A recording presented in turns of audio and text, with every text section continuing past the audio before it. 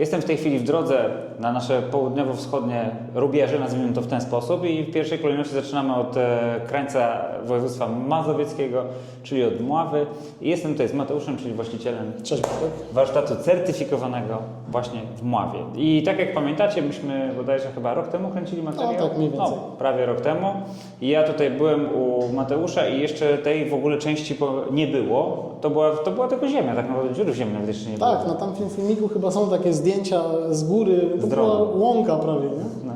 A teraz już jest lokalizacja. Mało tego, pojawił się dojazd od strony głównej drogi, czyli już nie trzeba jechać drogami osiedlowymi, tylko można wjechać z głównej drogi. Bezpośrednio do nas można dojechać. Co prawda ta droga jeszcze jest w przygotowaniu, ale powiedzmy, że jak pogoda jest w miarę sprzyjająca, to spokojnie można tutaj dojechać. No i chłopaki rozbudowują się pełną parą. Powstał dużo większy plac, gdzie można przetrzymywać większą ilość samochodów.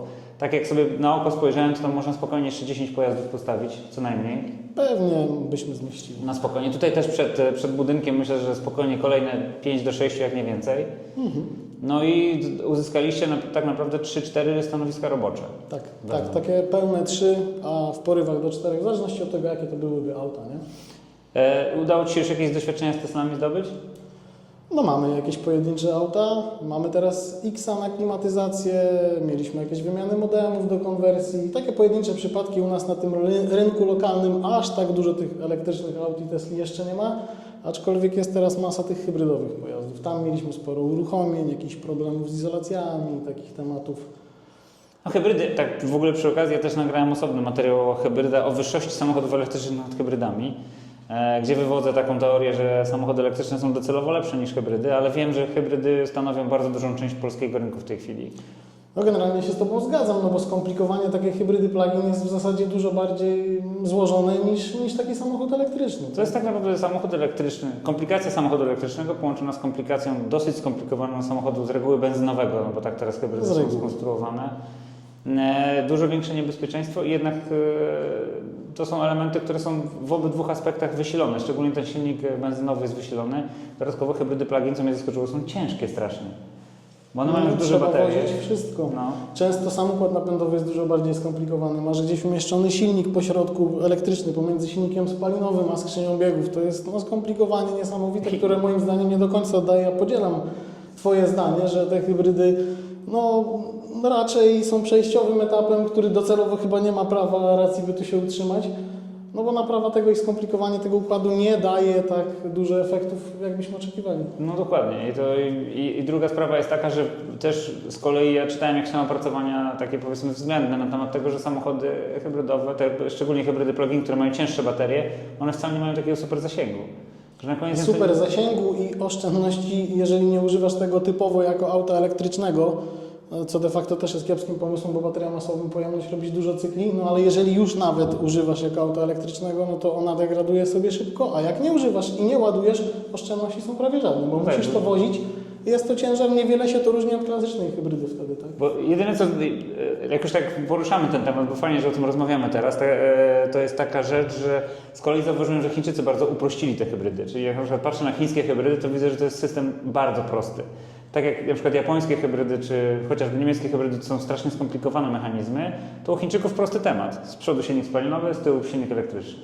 I często jest to, coraz częściej jest tak, że ten silnik spalinowy nie bierze zbytnio udziału w napędzie, tylko jest bardziej generatorem. Tak? To też jest rozwiązanie trochę upraszczające, no jednocześnie mające swoje plusy, nie? Względem takiego klasycznego układu. No ale tak czy siak, ja osobiście wywodzę z tego teorię taką, że albo cholercie kupujesz sobie na długie dystanse diesla, benzynę. Chyba raczej ciągle preferowany byłby jednak diesel na długim dystansie, bo pomimo różnicy w cenie paliwa wychodzi jednak taniej.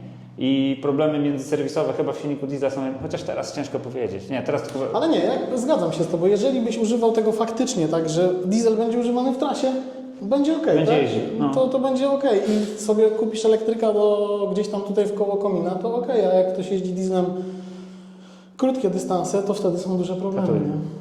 Dobrze, wracając do naszych tematów jakby podstawowych, czyli tego, czym tu się zajmujemy, no to fajnie, że rozbudowałeś tą lokalizację. Wiem, że lokalnie, jak wiesz, zresztą współpracujemy też z Autopunkt Mława, natomiast Autopunkt Mława no to głównie są samochody chińskie. One się jeszcze nie psują, Natomiast powiem Ci, że pojawiło się duże zainteresowanie w ogóle serwisem tych samochodów. Ludzie zaczynają się dopytywać, jak te samochody modyfikować. My nad tym dosyć mocno pracujemy. Miałeś już okazję położyć ręce na któryś z tych samochodów od chłopaków, czy jeszcze nie? Nie jeszcze nie mieliśmy okazji. Chłopaki u nas byli na wizycie, na rozmowie i tak dalej, ale jeszcze nic się nie zepsuło. Okej. No to i w sumie niedużo jeszcze też u nas było tych przypadków. Jakieś tam mieliśmy Xpenga, parę Xiaomi. Dosyć dużo się rozglądamy w tym temacie, jeżeli chodzi o sprawy diagnostyczne. Wiem, że te samochody, przynajmniej Xpenga, się pojawiły już w niektórych nawet zewnętrznych skanerach. Notabene producenci też już Tak, u udostępniają. mnie w Autelu typowo do elektryków też już jest. Także jest tego, tak jak mówisz, coraz więcej i będzie można to spokojnie robić. Dobrze, Mateusz, ale też jest taka ważna rzecz, no bo w sumie tego nie powiedzieliśmy ostatnio i pominęliśmy to jest ważny aspekt jakby działalności Twojej firmy, no bo tak, owszem, zaczynasz się interesować Teslą, powoli zaczynasz naprawiać te Tesle. Tych Tesli jeszcze jest niewiele w Twojej okolicy, niewiele też tych chińskich samochodów, ale Ty już masz bardzo duże doświadczenie i z Volkswagenem, i z BMW, i z Mercedesem i z tego co kojarzę, korzystasz z oryginalnego oprogramowania, także to stawia Cię gdzieś tam powiedzmy bardzo wysoko, jeżeli chodzi o możliwości. Rozumiem, że dopisujecie wszelkiego rodzaju komponenty, sterowniki.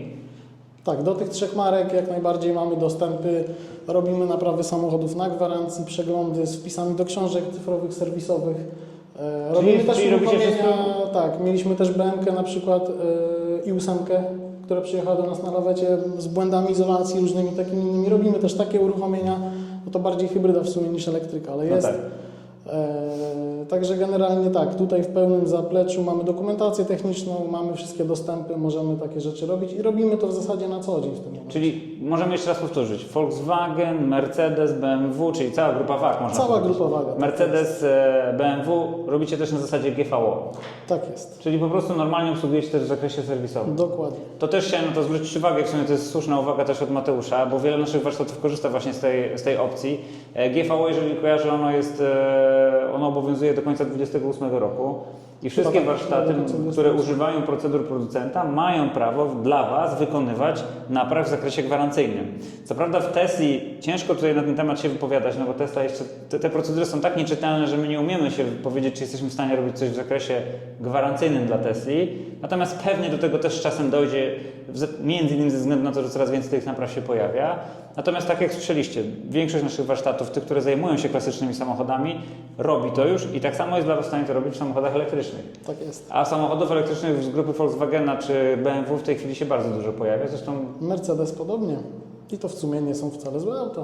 no oprócz silników, które mają trochę Oprócz silników. No oprócz ale to powoli muszą się nauczyć. Tak jest. No Mercedes się uczył od Tesli. Mercedes jest czy był współwłaścicielem Tesli, był posiadaczem 10% akcji z tego co kojarzę nawet przez jakiś Wiele czas. elementów dzielili swego czasu, nie? W B-klasie elektrycznej, Tak. w S-kach jest sporo elementów z Mercedesa, Tak, tak. takich nawet wizualnie, nawet nie trzeba, że tak powiem, Tak, no bardzo przecież- się na tym znać, nie? Manetki te wszystkie tutaj do zmiany biegów, do kierunkowskazów, przyciski do Przełączniki szyb. tak, dokładnie, To to jest- są takie elementy. I zawieszenie też bardzo takie mercedesowe jednak, umówmy się. Także widać, że rzeczywiście oni tutaj ze sobą mocno współpracowali. Na szczęście obydwie firmy nadal istnieją. Tesla ostatnio trochę tak przygasła, jeżeli chodzi o wzrost sprzedaży, no ale zobaczymy, co będzie dalej. Wciąż osobiście uważam, że jest to najlepszy samochód elektryczny, ale no, między innymi chińskie marki, myślę, że Niemcy też, chociażby patrzę na BMW iX3, przepraszam, no i klasę, no to teoretycznie ten samochód robi dobre wrażenie. Tak. Będę testował, to się wtedy wypowiem. Ale cieszę się, że mamy partnera tutaj w Mławie, że możesz klientom zaoferować tak szerokie spektrum.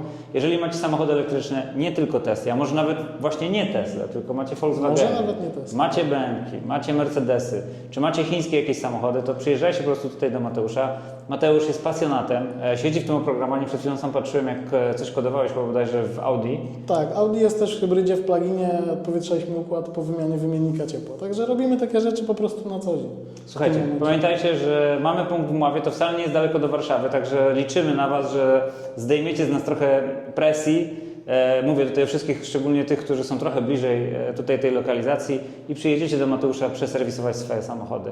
Mateusz, bardzo Ci dziękuję, Dziękuję. a Was zapraszam jeszcze raz, żebyście tutaj wpadali. Zapraszamy.